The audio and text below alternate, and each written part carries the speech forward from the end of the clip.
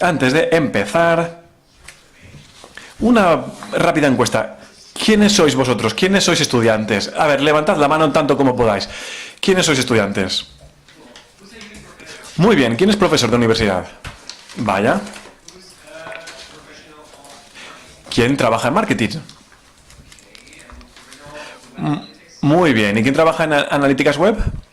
Muy bien. ¿Científicos de datos? ¿Especialistas en datos? Vaya. Muchas gracias. Una pregunta más. ¿Quién ha escuchado hablar de Zalando? ¡Qué bien! Creo que lo estamos haciendo bien. Bueno, supongo que los que sois profesionales conocéis bien cómo funciona, pero el resto, ¿quién no tiene ni idea de lo que son los análisis web? Vaya, qué bien. ¿Quién conoce algo? ¿Quién sabe algo? ¿Quién tiene un conocimiento medio? ¿Quién se llamaría... ¿Quién se considera experto? Bueno, aquí me falta gente, pero bueno, seguimos. Me temo que tendré que hablar muy rápido porque solo tengo media hora. Si voy demasiado rápido, por favor, hacerme una señal, levantad la mano. Incluso los intérpretes al fondo de la sala, si vamos muy rápido, por favor, poner cara de asustados, por favor. Bien, ya hemos hecho la prueba. Bueno, pues vamos a empezar. Aquí me tenéis. Yo nací en el 79 y por tanto ya sabéis que he pasado la treintena. Soy licenciado en esta universidad. Es un placer estar aquí de vuelta. También tengo un máster en análisis web y he sido analista digital durante 5 años. Y actualmente trabajo en Zalando como analista senior de los últimos 9 meses y también dirijo un pequeño grupo que trabaja en analíticas de productos in situ. Y esto es de lo que vamos a hablar. Presentaré brevemente Zalando. Luego hablaré de las distintas fases de los análisis, ventajas, desventajas, principales aplicaciones y qué hacemos en Zalando. Obviamente, luego abriremos el micro a las preguntas. Podéis levantar la mano sin problemas, me podéis interrumpir, incluso mejor si me interrumpís, para que esto no sea aburrido. Zalando, ¿qué es Zalando? Nos autodenominamos la empresa tecnológica más moderna en estos momentos de Europa, porque vendemos ropa, zapatos, moda. Vaya, vaya, no se muestran los datos, aquí estamos. Seguimos siendo la principal plataforma de comercio electrónico de artículos de moda en Europa. Estamos presentes en 15 mercados con 19 millones de usuarios activos, 11.000 empleados en toda Europa, la mayoría de ellos con sede en Berlín, donde yo resido, 6.000 millones de 160 millones de visitas por millón y generamos 6.000 millones de búsquedas de Google al mes. 250 personas trabajando en el campo de la analítica, marketing, inteligencia comercial, etcétera, etcétera. 300 usuarios de Google Analytics y BigQuery. Para quienes no lo sepan, son herramientas de Google para el análisis web que nosotros también utilizamos. Muy bien, dicho esto, este es mi equipo. Inteligencia in situ. Aquí es donde trabajo yo, analíticas de productos. Aquí podemos ver que están las partes interesadas. Tenemos un modelo basado en partes interesadas. Nos encargamos de los distintos equipos, de la parte comercial, de la categorización, de quienes compran ropa y luego la analítica empresarial, quienes apoyan estos esfuerzos. Y luego tenemos la fase de integración de datos, procesos, es decir, compactar todos los datos, etcétera, etcétera. Bueno, Esto lo dejamos a un lado. Aquí acaba la publicidad, pero ahora de lo que quiero hablaros es de cómo pasamos del análisis de registros a los análisis predictivos. Y aquí vemos la evolución de la analítica web. Pasamos por distintas fases, distintas fases consecutivas. ¿Y qué hacemos en Zalando en cada una de estas fases? Fase inicial, fase 0, cuando no hay análisis, nada de nada. Esto podría ser una buena metáfora de nada. Esto es lo que vemos cuando no hay análisis. Pantalla en negro. Esto ya es algo más avanzado. Quizá lo recordéis, alguno de vosotros, bueno, algunos igual sois demasiado jóvenes. Quizá lo recordéis asociado a esto. Espectacular. Aquí no hay analítica, sino simplemente cuánta gente ha accedido a mi página. Y esto es lo que llamamos volar sin tener ni idea de a dónde vamos. Con aquí Stevie Wonder, nuestro colega, y me gusta llamarlo tomar decisiones en base al instinto. Mucha suerte a los intérpretes con estas metáforas que estoy utilizando, pero vamos a ver, ¿cuáles son las ventajas? Pues no se requiere nada, ni herramientas, ni analítica, ni implementación. ¿Cuáles son las desventajas? Pues todo es una desventaja. Eso es lo que yo pienso, al menos. Puede que, si estáis en desacuerdo, por favor, hacérmelo saber. Aplicaciones principales de que no haya analíticas, pues creo que yo creo, tengo la idea, mi opinión es, o sea, básicamente lo que hace este tipo. Decir cosas sin base científica alguna. Y como habéis podido ver, pues os va a ir muy bien en la vida. Siempre diciendo lo que os venga en gana. Así que no está nada mal este tipo de modelo. No sé qué podemos hacer al respecto en Zalando, porque utilizamos muy bien los datos, pero esto sigue sucediendo. Y tenemos que luchar contra esta tendencia.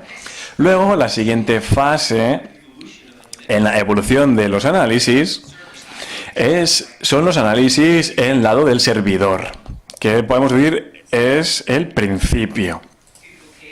El caso más típico son los análisis de registro, que no funciona con esta imagen, porque log en inglés significa tronco.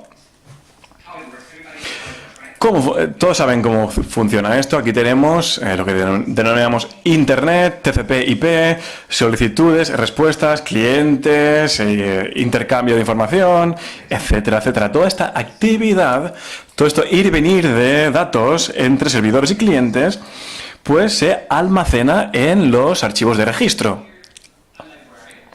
¿Alguien trabaja en algún bibliotecario aquí? Bueno, veo que no muchos. Pues esto es básicamente lo que denominamos archivos. Todo lo que sucede se almacena y documenta absolutamente todo.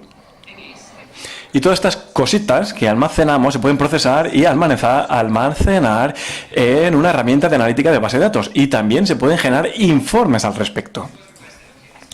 Vale, entonces se nos ha solicitado esta página, esta no, esta sí, esta imagen se nos ha solicitado y todo esto queda registrado para su posterior análisis. Muy bien. ¿Cuáles son las ventajas de este proceso? Pues que no necesitamos grandes implementaciones, sí. Necesitamos una herramienta, pero no mucho más allá. Es muy preciso porque refleja todo lo que está sucediendo en el sitio web. Y si el sitio funciona, pues se registran los registros, valga la redundancia. Por tanto, no hay posibilidad alguna de pérdida de datos. Además, el coste es relativamente bajo.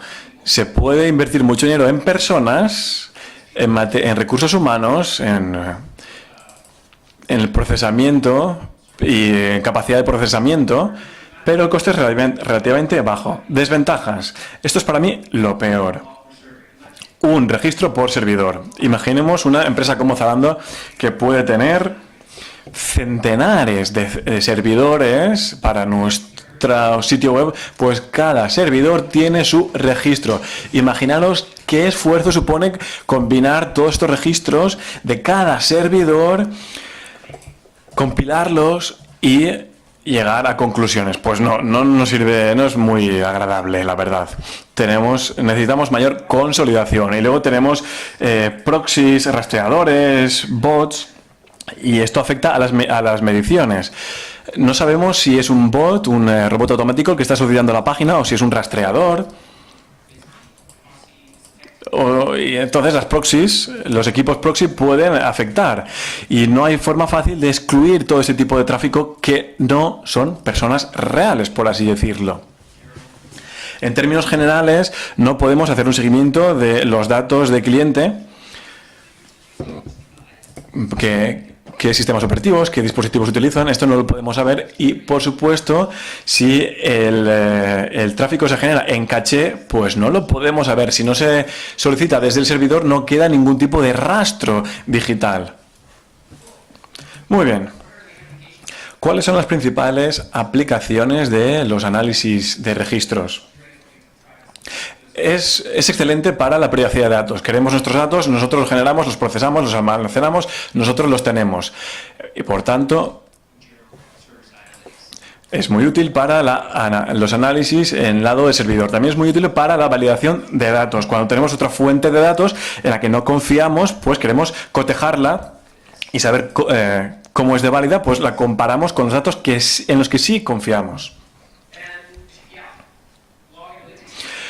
Luego también es descriptivo, porque no sucede en tiempo real, se lee una vez se han procesado los datos y también es bastante operativo. Se utiliza, por ejemplo, para el trabajo rutinario, cotidiano. Esto es la etapa inicial, como he dicho. ¿Qué hacemos en Zalando? Dos ejemplos.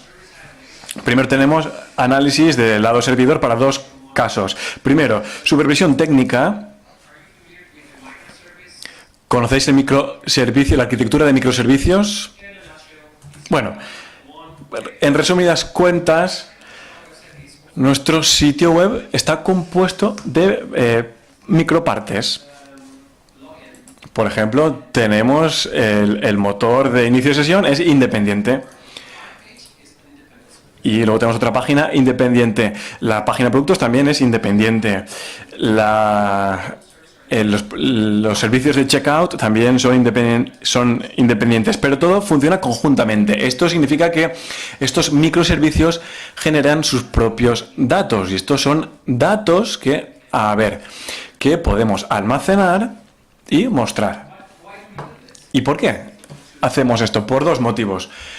Estamos supervisando errores. Si sucede, por ejemplo, que un usuario trata de colocar un producto en la cesta de la compra y la cesta no lo acepta porque quizá la base de datos tiene un problema y no está funcionando, pues entonces se genera un error, lo podemos analizar y este microservicio genera un error. Lo mostramos en grandes pantallas donde están nuestros ingenieros y dicen, oye, aquí hay un problema, dos problemas, 200 problemas, 2000 problemas. A ver, aquí tenemos un problema, vamos a solucionar esto. Esto lo podemos hacer en tiempo real y además podemos tener un registro histórico. Así vemos la tendencia de ciertos errores, pero también de las acciones correctivas. Por ejemplo, el usuario o el cliente pone un producto en el carro de la compra. Sabemos que de forma predeterminada esto sucede 25 veces o 50 veces por segundo. Si vemos que de repente pasa 200 veces por segundo, puede que estemos sufriendo un ataque en el sitio web. Algo puede estar mal si solo pasa una vez por segundo. Por tanto, hay un seguimiento puro en el lado del servidor para saber qué nivel de funcionamiento, de eficaz está siendo nuestro sitio web. ¿Os parece interesante, aburrido lo que estoy diciendo? Bueno, seguimos. Otra aplicación que he mencionado antes, validación. Estos microservicios generan determinados eventos. ¿Qué hacemos con ellos? Decidimos qué eventos queremos registrar. Mismo ejemplo de antes. Añadir al carrito de la compra. Decimos, cada vez que se añada un producto, por favor, guárdalo. Como una línea, genera una línea de código. Y así, al final del día, contamos todas las líneas de código y lo comparamos con los datos que hemos seguido en nuestra herramienta, por ejemplo, Google Analytics. Entonces sabemos cuánto nos estamos apartando. Podemos decir, estamos perdiendo un 20%. podemos tener un problema de implementación, algún tipo de problema, y entonces esto nos permite entender lo bien o mal que funcionan nuestros datos de analítica, de análisis. Y este tipo de análisis para nosotros es un apoyo, un complemento. Segunda fase. Ahora tenemos el análisis en el lado del cliente. En el sector lo solemos denominar análisis web tradicionales. Puede que alguno de vosotros estéis en desacuerdo. A ver, lado del cliente. Aquí tenemos el cliente, el servidor, internet, hablando unos con otros, la respuesta. Aquí lo que hacemos es que colocamos pequeños códigos de JavaScript, de secuencias de comandos, y estos generan datos que nosotros queremos seguir. Como por ejemplo el caso de antes, añadir al carro. Cuando se añade algo al carro por parte del cliente, pues aquí se nos dice, oye, aquí hay un evento, esto está sucediendo, aquello está sucediendo. Todos estos eventos, por así llamarlos, quedan registrados. Aquí hacemos un seguimiento, se colocan en la base de datos y entonces se pueden mostrar a través de la interfaz gráfica de usuario. Con una herramienta de análisis de datos. ¿Y cuáles son las ventajas de este tipo de análisis? A diferencia de en el lado del servidor, aquí elegimos qué datos queremos, de qué datos queremos hacer un seguimiento. En lugar de utilizar todos los registros, elegimos los que preferimos. Por tanto, hay menos datos que almacenar y menos datos que analizar y procesar. Así ya no tenemos miles de servidores, sino que todo sucede en la misma herramienta de análisis que normalmente está alojada en servidores propios. Y bueno, hay algunas interferencias de proxies en el tráfico, pero podemos evitarlas. Podemos excluir los bots, los robots automáticos, todo lo que no sean usuarios humanos. Obviamente, la principal desventaja es que necesita etiquetado. Luego requiere JavaScript, que se tienen que implementar y establecer de forma correcta. Y créeme, es muy fácil pues liberar una parte del sitio web sin ningún tipo de etiquetado. Y entonces, cuando nos preguntan, oye, ¿qué tal va la campaña? ¿Qué campaña? Esta, la de los bonos. Sí, la que empezamos hace 2 semanas. Pues no hay ningún tipo de seguimiento al respecto. Y entonces, pues tenemos que invertimos millones en publicidad y no tenemos ni idea de cómo está funcionando. No suele ser el caso, pero sucede. Obviamente, esto requiere JavaScript en el cliente, que no es un problema porque la mayoría de los clientes utilizan JavaScript. Pero también requiere de acuerdos de nivel de servicio con el proveedor de análisis en caso de pérdida de datos. Es decir, si Google pierde datos y no sabe, pues entonces la podemos haber cagado. Todo dependerá del tipo de acuerdo que tengamos con ellos. Puede haber una compensación económica o tratar de recuperar los datos en la medida de lo posible, o simplemente nos dirán, mira, una mano delante y otra mano detrás. Y aquí viene mi favorito, que es la falta de precisión. Los análisis web en el lado del cliente son imprecisos. Nunca son precisos. Y esto es una lucha personal que tengo. Cuando pregunto si es preciso, pues no. ¿Cómo que no? No, pues esto es lo que sucede. Entonces tengo este debate acalorado de cómo puede ser cierto, pero no ser preciso. Pues mira, esto es lo que hay. Créetelo o vota a Donald Trump. Pero son imprecisos porque hay muchos factores técnicos que inciden en el seguimiento y seguro perderemos datos en el proceso. Muy bien, aplicaciones principales. Seguimiento empresarial. ¿Qué está sucediendo con mi empresa? ¿Cuánto estamos vendiendo? Asignación de costes de marketing, que es uno de los factores más importantes y una de las primeras cosas a la que se dedicó Zalando. Ser capaz de hacer un seguimiento de cada euro invertido en publicidad. O mejor dicho, cada euro ingresado se puede atribuir a la inversión realizada en publicidad. Esto significa que ya llevamos haciéndolo 5 o 6 años y siempre conocemos la eficacia de nuestras campañas y si merece la pena seguir invirtiendo dinero en nuestras campañas. Esto está muy bien, me gustaría hacer lo mismo. Si le podemos facilitar un micrófono a quien pregunta. Algunas personas introducen, buscan en Zalando.com y ¿cómo podemos hacer un seguimiento? No hay campaña marketing, aquí no hay marketing. Aquí hay una serie de cálculos y aquí empezamos. Hay un tráfico directo que se suele atribuir a la marca, a los esfuerzos de la marca. Podemos estar hablando de pues carteles, de Zalando por todas partes, de cuando estamos de atraer nuevos clientes, se suele atribuir a los esfuerzos de marca offline. Muy buena pregunta, sin embargo. Obviamente, esto es útil para el análisis del comportamiento del usuario, así como para la optimización de las conversiones. Suele ser descriptivo en la mayor parte de los casos y nos dice qué está sucediendo o qué ha sucedido ayer o anteayer, o incluso nos puede decir qué ha sucedido hoy. Y también suele ser operativo. También puede ser estratégico en algunos sentidos. Bien, ¿qué hacemos en Zalando? Os voy a dar 3 ejemplos.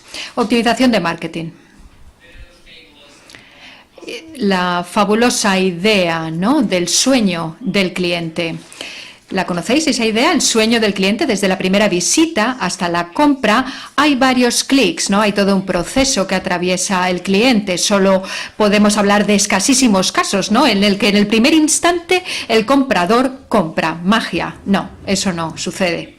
Normalmente tenemos que trabajarnos el objetivo, la diana de usuarios y trabajar en ello. Es lo que pasa en la mayoría de los casos. Bien, tenemos esta compra aquí, 100 euros. Nos gastamos dinero aquí, aquí y aquí en cada clic. No podemos atribuir los 100 euros a 4 campañas X o a esta u otra campaña que hemos realizado en base a un modelo de atribución. Y es ahí, en el modelo de atribución, donde se da la magia. En base a esto sí que puedes determinar, nos hemos gastado esto, hemos ganado esto y lo que hemos ganado nos viene de aquí. Esta modelización de atribuciones es un tema, bueno, en el que la gente tiene opiniones divergentes, pero bueno, la modelización de atribuciones es una manera de calcular el impacto de las distintas campañas que realiza una empresa. No solo tiene que ver con el canal de publicidad, sino también la posición en la categoría. O sea que el primer clic no tiene la misma importancia que el clic intermedio o el último clic, o sí o no, o depende de los canales con los que trabajes. Bueno, esto no es nuevo, ¿verdad? Pues vale, seguimos. ¿Alguna pregunta sobre esto? ¿No?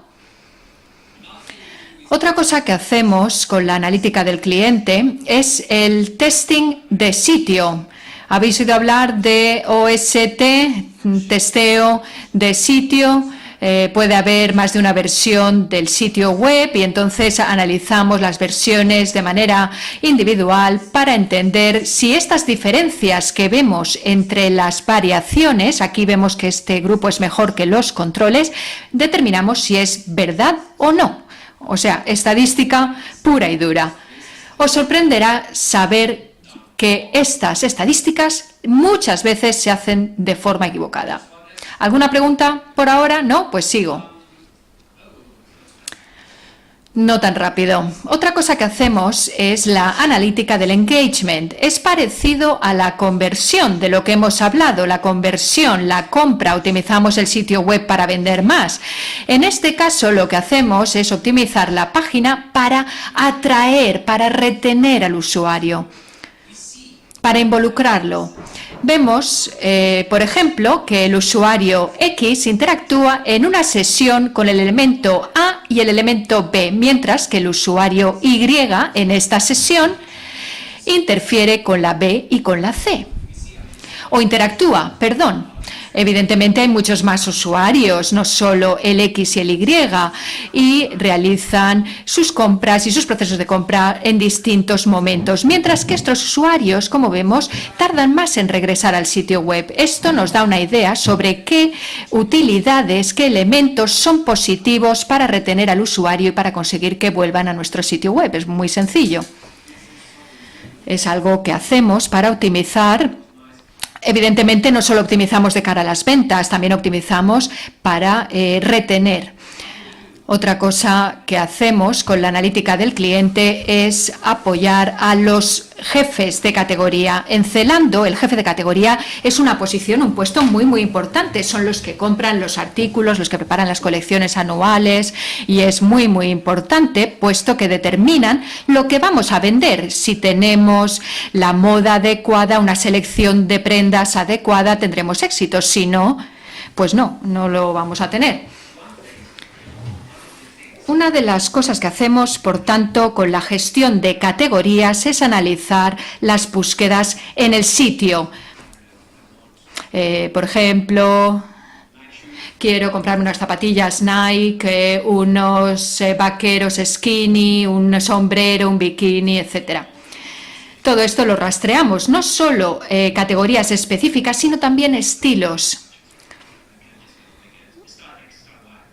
Estilo, aquí tenemos ese término, estilo X, estilo Y, estilo de vestuario formal, y también las marcas.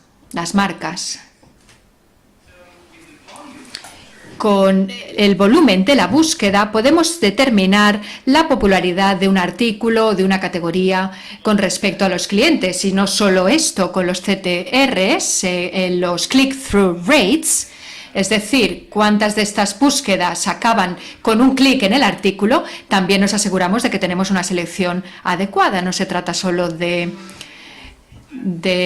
que las cosas estén bien etiquetadas para que la gente las encuentre, sino que la gente las compre, de modo que el conversion rate, el índice de conversión, significa que también tenemos el precio adecuado o el precio que esperan los clientes. Y esto es un objetivo para los gerentes de categorías, los jefes de categorías. Fase 3, ciencia de datos. Bueno, hemos hablado de analítica de clientes. ¿Qué es esto de la data science, la ciencia de datos? Bueno, es toda una mezcolanza. Hemos hablado de adquirir los datos, hemos hablado del lado del cliente, pero la ciencia de datos no tiene que ver con eso. La ciencia de datos nos permite trabajar sobre los datos que hemos obtenido, y en compañías como la mía, esto es el paso natural, el paso lógico, una vez tienes ya las analíticas donde toca, implementadas en su sitio. Una vez tienes todo el proceso, cuando has hecho las atribuciones, entonces empiezas a hacer lo más interesante, la ciencia de datos. La ciencia de datos también se conoce como hacer estadística en un Mac. A lo mejor no estáis de acuerdo conmigo, yo sí que lo pienso. Y aviso legal, antes de empezar a hablar sobre ciencia de datos, he dicho antes que yo soy bibliotecario. Por tanto, cualquier cosa que diga aquí es pura porquería, con perdón.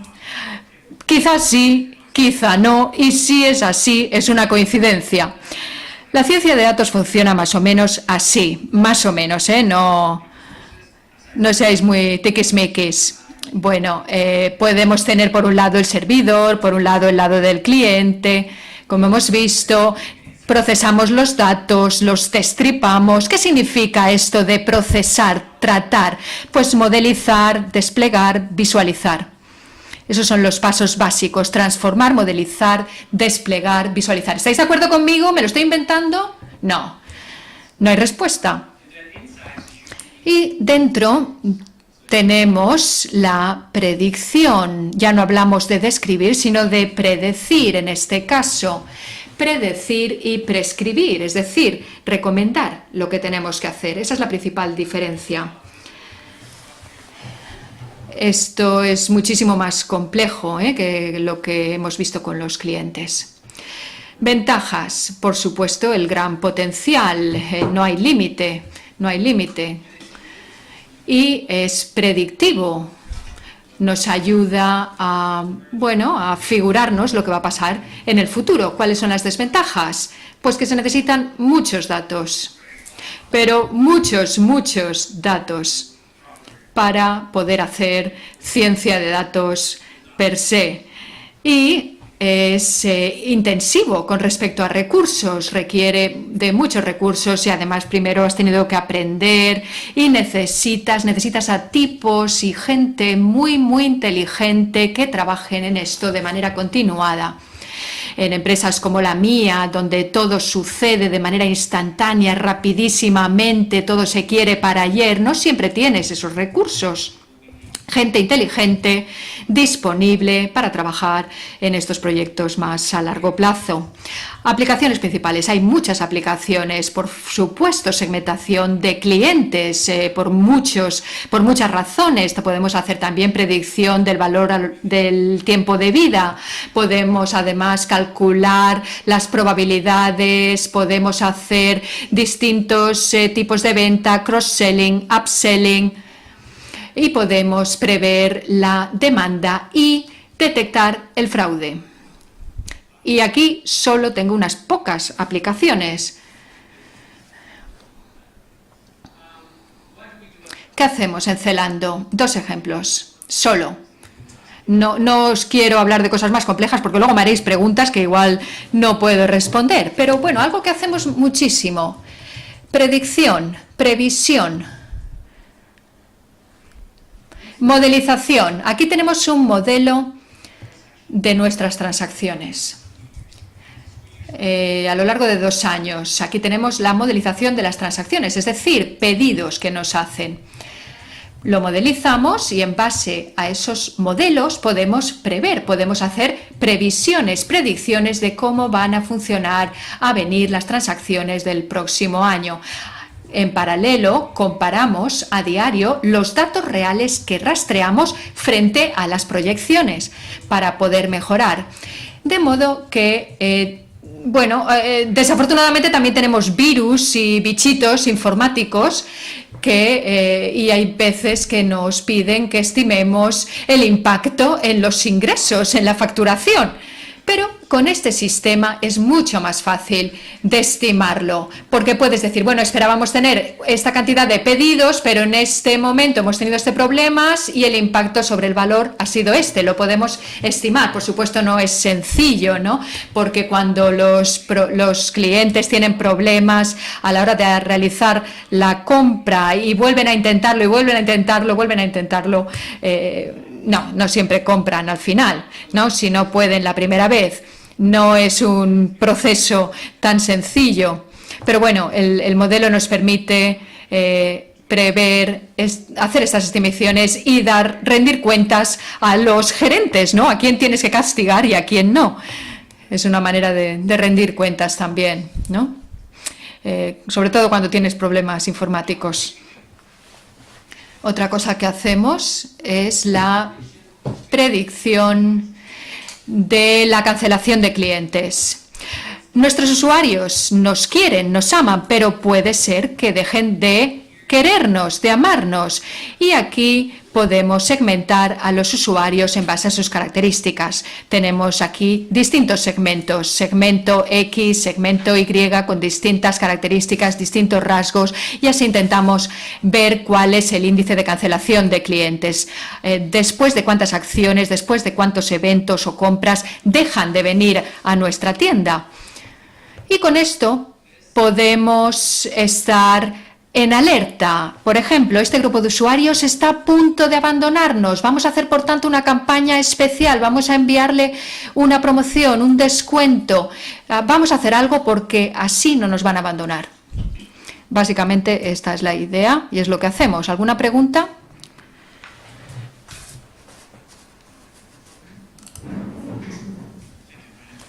Soy Fernando. Me ha gustado mucho la presentación. Tengo dos preguntas. La primera, el comportamiento de los usuarios, de los clientes. Nos has dicho, nos has mostrado que nos has hablado del viaje, ¿no?, del cliente y del modelo de atribución, de atribuciones. Tenéis varios modelos de atribución. ¿En qué parte de ese viaje de usuario, de cliente, llegamos a comprender la conducta del cliente? Hay distintas personas y es diferente, ¿no? ¿Cómo funciona la conducta, el comportamiento del cliente? Segunda pregunta. Bueno, la segunda te la haré en privado. ¿Qué quieres decir en términos de conductuales? Conducta de compra, ¿no? Comportamiento de compra. ¿Quieres decir si podemos predecir lo que va a pasar después de haber entrado en una campaña concreta o haber hecho clic en un artículo? Sí, por supuesto, podemos intentar predecir, pero no es algo que haga mi equipo específico. En Zalando hay un departamento concreto que se llama Inteligencia de Cliente y de Conducta y se encargan de esto, ¿no? Por ejemplo, siguiendo los AdWords. Gente que viene a través de un AdWords que luego se suscribe al boletín, ¿tienen más probabilidad de comprar? Eventualmente, pues sí, creamos modelos como este, creamos segmentos basados en el viaje del cliente. Si, por ejemplo, los segmentos de usuarios que han tenido esta conducta, este patrón hasta la fecha, si les ofrecemos o si los contactamos a través de estos medios, es más probable que compren al final que no compren. O sea que sí, utilizamos el viaje del cliente en ese sentido, pero como digo, no es algo que yo haga. Yo puedo averiguar más sobre este tema y pasarte esa información, pero básicamente sí se trata de la segmentación de conductas o comportamientos. La segunda pregunta.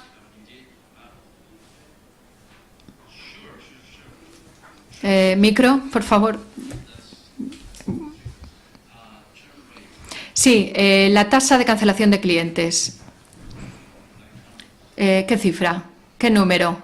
No lo sé, no lo sé. ¿Cuál es la tasa de cancelación? No. Las únicas cifras que puedo compartir son las que vimos antes. Somos una empresa que cotiza en bolsa y podría meterme en problemas si comparto ciertas informaciones. Sí, a lo mejor luego si me invitas a una cerveza empiezo a soltar algo, pero no en público. Vale, evolución de la analítica. Bueno, como en el origen del hombre, ¿no?